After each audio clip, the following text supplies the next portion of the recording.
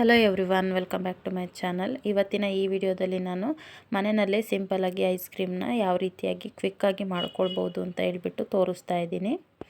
ನಾನಿಲ್ಲಿ ಒಂದು ಪ್ಯಾನ್ಗೆ ಒಂದು ಅರ್ಧ ಲೀಟ್ರ್ ಆಗೋಷ್ಟು ಹಾಲನ್ನು ಹಾಕ್ಕೊಳ್ತಾ ಇದ್ದೀನಿ. ನಾನಿಲ್ಲಿ ಸ್ವಲ್ಪನೇ ಕ್ವಾಂಟಿಟಿನಲ್ಲಿ ಮಾಡ್ಕೊಳ್ತಾ ಇದ್ದೀನಿ, ಯಾಕಂದರೆ ಜಾಸ್ತಿ ಐಸ್ ಕ್ರೀಮ್ ತಿನ್ನೋದಿಲ್ಲ. ಹಾಗಾಗಿ ನೀವು ಬೇಕಂದರೆ ಎಷ್ಟು ಕ್ವಾಂಟಿಟಿನಲ್ಲಾದ್ರೂ ಕೂಡ ಮಾಡ್ಕೊಳ್ಬೋದು. ಹಾಲನ್ನು ಚೆನ್ನಾಗಿ ಕಾಯಿಸ್ಕೊಳ್ಬೇಕು, ಅದು ಉಕ್ಕು ಬರೋವರೆಗೂ ಕೂಡ ನೀಟಾಗಿ ಕುದಿಸ್ಕೊಳ್ಬೇಕು. ಅದಕ್ಕೆ ನಾವು ಹಾಲು ಕಾಯೋವಾಗಲೇ ನಮಗೆ ಎಷ್ಟು ಬೇಕೋ ಸ್ವೀಟಿಗೆ ಅಷ್ಟು ಸಕ್ಕರೆನ ಆ್ಯಡ್ ಮಾಡ್ಕೊಳ್ಬೇಕು.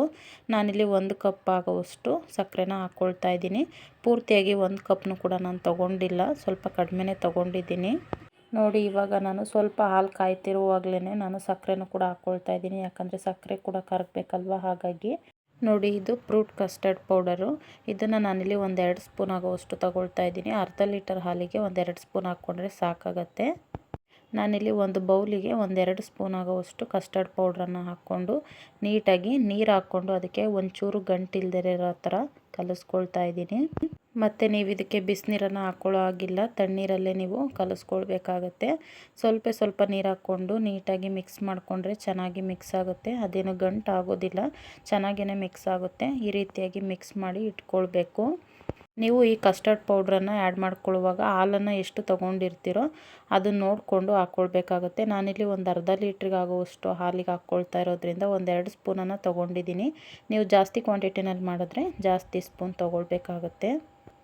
ನೋಡಿ, ಇವಾಗ ನೀಟಾಗಿ ಮಿಕ್ಸ್ ಆಗಿದೆ, ಒಂದು ಕೂಡ ಗಂಟಿಲ್ದಿರೋ ಥರ.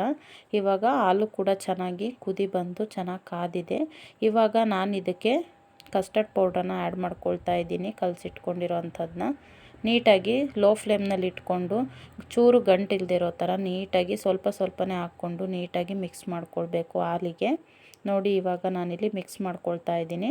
ನೀವು ಐಸ್ ಕ್ರೀಮ್ ಮಾಡುವಾಗ ಯಾವುದೇ ಕಾರಣಕ್ಕೂ ಕೂಡ ನೀವು ಕಾರ್ನ್ಫ್ಲೋರು ಮತ್ತು ಕಸ್ಟರ್ಡ್ ಪೌಡರ್ ಇದೆರಡನ್ನೂ ಕೂಡ ಹೈ ಫ್ಲೇಮ್ನಲ್ಲಿ ಇಟ್ಟು ಮಿಕ್ಸ್ ಮಾಡ್ಕೊಳ್ಬಾರ್ದು, ಯಾಕಂದರೆ ಅದು ಬೇಗನೆ ಗಂಟಾಗಿಬಿಡುತ್ತೆ.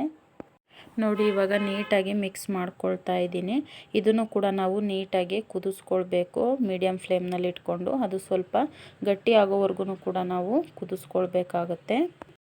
ಅದಾದಮೇಲೆ ನಾನಿಲ್ಲಿ ಒಂದು 4 ಏಲಕ್ಕಿನ ನೀಟಾಗಿ ಕುಟ್ಟಿ ಪುಡಿ ಮಾಡಿ ಇಟ್ಕೊಳ್ತಾ ಇದ್ದೀನಿ. ಯಾಕೆಂತ ಅಂದರೆ ನಾನಿಲ್ಲಿ ಏಲಕ್ಕಿನ ಏನಕ್ಕೆ ಯೂಸ್ ಮಾಡ್ಕೊಳ್ತಾ ಇದ್ದೀನಿ ಅಂದರೆ ನಾನು ವೆನಿಲಾ ಎಸೆನ್ಸ್ನ ಆ್ಯಡ್ ಮಾಡ್ತಿಲ್ಲ ಇರಲಿಲ್ಲ. ಹಾಗಾಗಿ ನಾನು ಏಲಕ್ಕಿ ಪುಡಿನೇ ಬಳಸ್ಕೊಂಡು ಐಸ್ ಕ್ರೀಮ್ನ ರೆಡಿ ಮಾಡ್ಕೊಳ್ತಾ ಇದ್ದೀನಿ.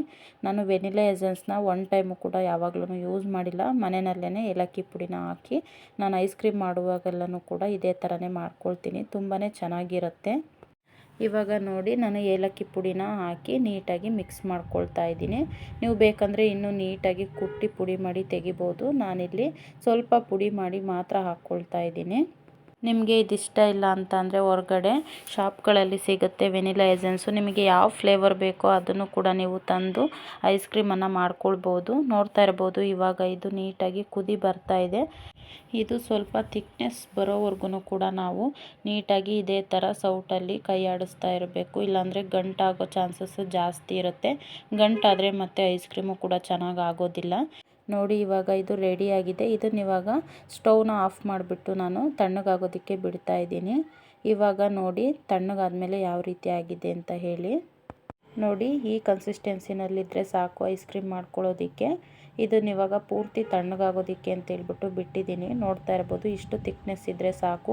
ನೋಡಿ, ಇವಾಗ ಇದು ರೆಡಿಯಾಗಿದೆ. ಇದನ್ನ ಇವಾಗ ನಾನು ಒಂದು ಐಸ್ ಕ್ರೀಮ್ ಬಾಕ್ಸ್ಗೆ ಏರ್ ಟೈಟ್ ಕಂಟೈನರ್ಗೂ ಕೂಡ ನೀವು ಹಾಕ್ಕೊಳ್ಬೋದು. ನಾನಿಲ್ಲಿ ಐಸ್ ಕ್ರೀಮ್ ಬಾಕ್ಸ್ ಇತ್ತು ಅಂತ ಹೇಳ್ಬಿಟ್ಟು ಅದಕ್ಕೇ ಹಾಕ್ಕೊಂಡು ಇವಾಗ ಫ್ರಿಜ್ಜಿಗೆ ಎತ್ತಿಡ್ತಾ ಇದ್ದೀನಿ. ನೀವು ಇದನ್ನು ಫ್ರಿಡ್ಜಲ್ಲಿ ಒಂದು 5 to 6 ಅವರ್ಸ್ ನೀವು ಕಂಟಿನ್ಯೂಯಸ್ ಆಗಿ ಫ್ರಿಜ್ಜಲ್ಲೇ ಇಟ್ಟಿರಬೇಕು.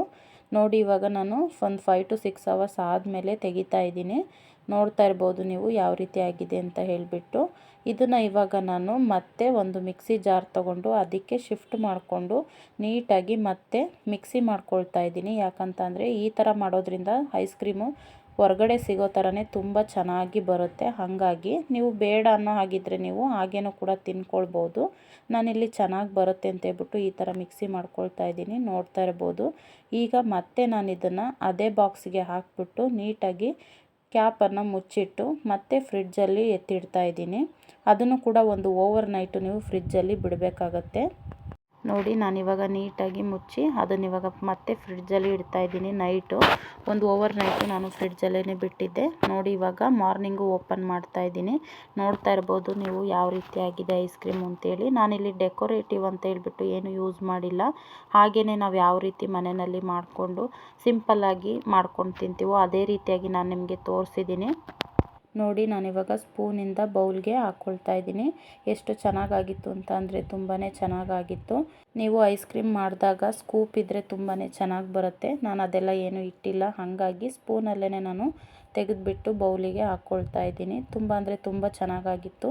ಯಾವಾಗಾದ್ರೂ ತಿನ್ನಬೇಕು ಅಂತ ಅನ್ನಿಸ್ದಾಗ ಮನೆಯಲ್ಲೇ ನಾವು ಈ ರೀತಿಯಾಗಿಯೇ ಮಾಡಿಕೊಂಡು ತಿನ್ನೋದು ತುಂಬಾ ಚೆನ್ನಾಗಿರುತ್ತೆ. ನೀವು ಒಂದು ಸಲ ಮನೆಯಲ್ಲಿ ಟ್ರೈ ಮಾಡಿ ಹೇಗಿದೆ ಅಂತ ನನಗೆ ಕಮೆಂಟ್ ಮಾಡಿ ತಿಳಿಸಿ. ನೋಡಿದ್ರಲ್ವ ಫ್ರೆಂಡ್ಸ್, ಈಸಿಯಾಗಿ ಮನೆಯಲ್ಲೇ ಯಾವ ರೀತಿಯಾಗಿ ಕ್ವಿಕ್ಕಾಗಿ ಐಸ್ ಕ್ರೀಮ್ನ ಮಾಡ್ಕೊಳ್ಬೋದು ಅಂತ ಹೇಳ್ಬಿಟ್ಟು ನಿಮಗೆ ತಿಳಿಸ್ಕೊಟ್ಟಿದ್ದೀನಿ. ಇವಾಗ ಬೇಸಿಗೆ ಆಗಿರೋದ್ರಿಂದ ಮನೆಯಲ್ಲೇ ಮಾಡ್ಕೊಂಡು ತಿಂದರೆ ತುಂಬ ಚೆನ್ನಾಗಿರುತ್ತೆ. ಹೊರಗಡೆ ತಿನ್ನೋದಕ್ಕಿಂತ ಈ ರೀತಿಯಾಗಿ ಸಿಂಪಲ್ಲಾಗಿ ಮನೆಯಲ್ಲೇ ಮಾಡ್ಕೊಂಡು ತಿಂದರೆ ಆರೋಗ್ಯಕ್ಕೂ ಕೂಡ ಒಳ್ಳೆಯದು ಅಂತ ಅಂದ್ಕೊತೀನಿ.